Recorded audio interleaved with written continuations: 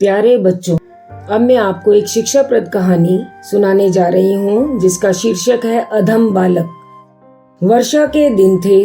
तालाब लबालब भरा हुआ था। मेंढक किनारे पर बैठे एक स्वर से टर टर कर रहे थे। कुछ लड़के स्नान करने लगे। वे पानी में कूदते और तैरने लगते। उनमें से एक ने पत्थर उठाया और एक मेंढक को दे मारा। मेंढक कूदकर पानी में चला गया। मेंढक का कूदना देखकर लड़के को बड़ा मजा आया। वह बार बार मेंढकों को पत्थर मारने लगा और उन्हें कूदते देखकर हंसने लगा। पत्थर लगने से बेचारे मेंढकों को चोट लगती थी।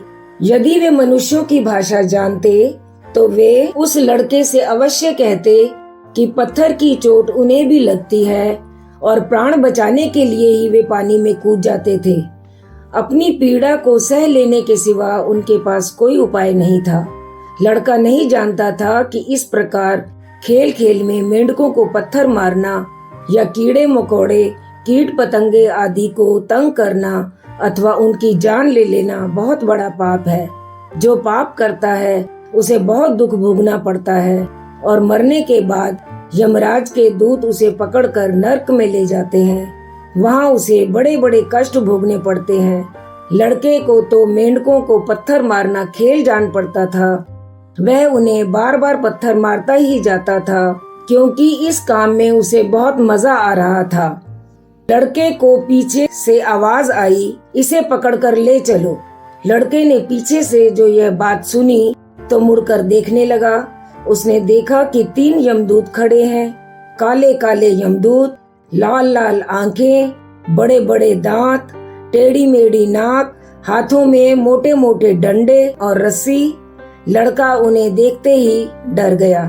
उसने साथियों को पुकारा पर वहाँ कोई नहीं था। वह खेलने में लग गया था और बाकी लड़के स्नान करके वहाँ से चले गए थे। एक यमदूत ने कहा, इसे पकड़ लो।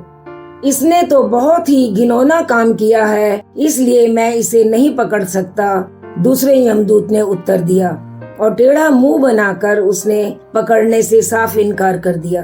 मैं इसे नहीं छू सकता, यह बड़ा नीच है, मेरे हाथ मैले हो जाएंगे, ऐसा तीसरे यमदूत ने कहा।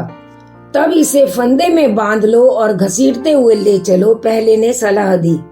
लड़का यह सब सुन रहा था। उसके प्राण मानो निकले जा रहे थे।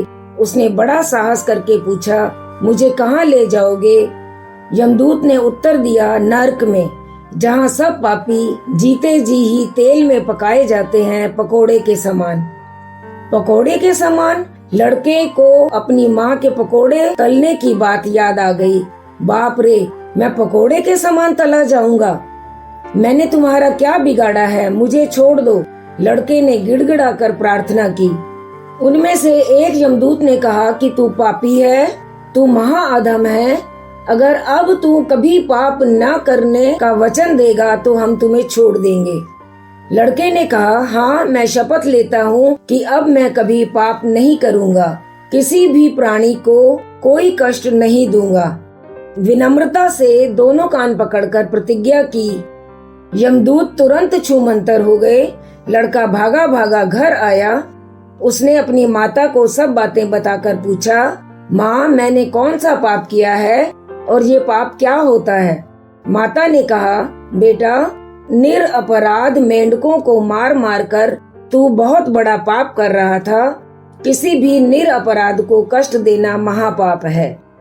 पर पीड़ा सम नहीं अधमाई, अर्थात दूसरों को दुख देने के समान कोई और नीच कार्य हो ही नहीं सकता। अतः इस कहानी से हमें यह शिक्षा मिलती है कि हमें किसी को भी दुख नहीं पहुंचाना चाहिए। सभी के साथ सद्व्यवहार करना चाहिए। धन्यवाद।